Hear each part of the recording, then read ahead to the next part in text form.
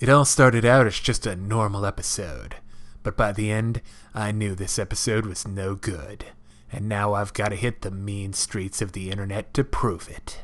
My Little Pony, Rarity Investigates, starts with Rarity and Sassy sprucing up the Canterlot shop, when Rainbow Dash stops by to tell her friend that she'll be in the reserves for the Wonderbolts aerial display tomorrow, and the guest of honor will be a Wonderbolt legend named Windrider, who's coming out of retirement to fly in the show. Then at practice the next day, Spitfire is absent because her mom is sick, or at least that's what everyone thinks. Until the dear thing shows up looking, dare I say, healthy as a horse. And the only one who stands to gain from Spitfire's absence is Rainbow Dash. But never fear, Rarity's here, to provide hitherto unalluded to amateur sleuthing skills, no doubt honed by reading many trashy detective novels. The first stop is Spitfire's room, where the duo discover rainbow-colored hairs, stuck to a suspicious letter that Spitfire received.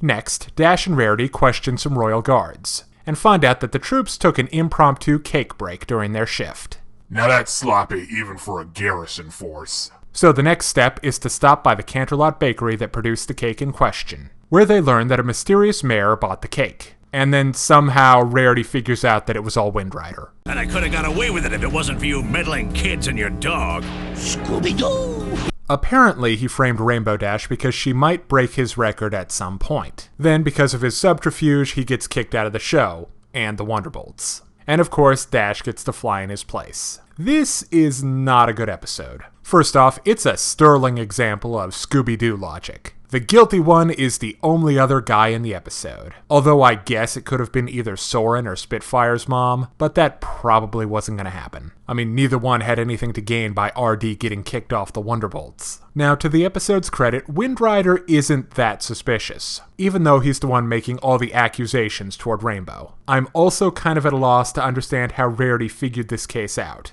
First off, there's that cake break the guards took. They just ate a cake that was left lying around, 'cause that's not suspicious. You know, it's not like the castle hasn't been attacked by shapeshifters, chaos spirits, and demon princes in the recent past. And you know what? I can accept that there is only one bakery in the entire capital city that makes that specific type of cake. It's the timing that gets me. The cake was bought the night before, and the bakers didn't make a new one the next day? What, the bakers are lazy too? That friggin' city. Then there's the mysterious mayor that bought the cake. Was that one of the Wonderbolts helping out Windrider? Was that Starlight Glimmer in disguise? Or was it Windrider himself? But then, why the misgendering?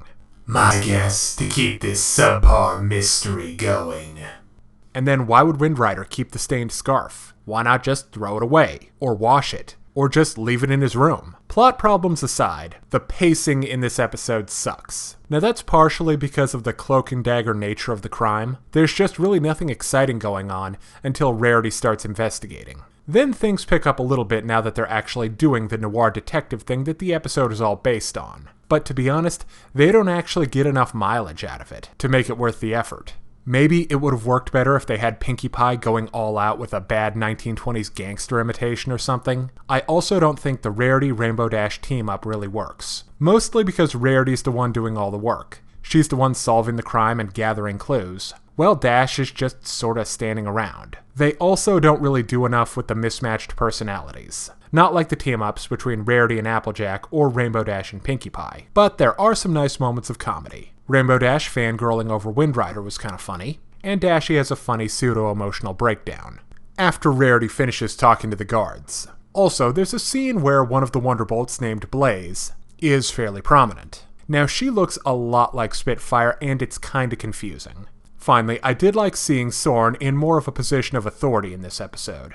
He tends to come off as sort of a dopey guy, but I like him as the Wonderbolt's second in command. Okay, now it's time to break down the good and the bad in My Little Pony, Rarity Investigates. On the good side, every once in a while, Rainbow Dash says something funny. Soren takes the reins of the Wonderbolts. The noir detective story is a neat idea, and Rarity rocks a wide variety of stylish outfits. On the other hand, the main plot is weak, convoluted, and riddled with holes. Don't forget predictable. And predictable. The Rainbow Dash Rarity team-up isn't well executed on, and neither is the noir detective theme. So I give My Little Pony Rarity Investigates a 2 out of 5. Now be sure and come back next time for my review of My Little Pony, Made in Manhattan, and Equestria Girls Friendship Games. And if you're interested in more reviews of anime, movies, TV shows, comic books, or video games, check out my channel on YouTube at StupidPrivate913, or find my Facebook and Deviantart pages for video updates and more. Thank you for watching. Hey kids, today's show is brought to you by the letter 4 and the number potato! I'm a stupid private.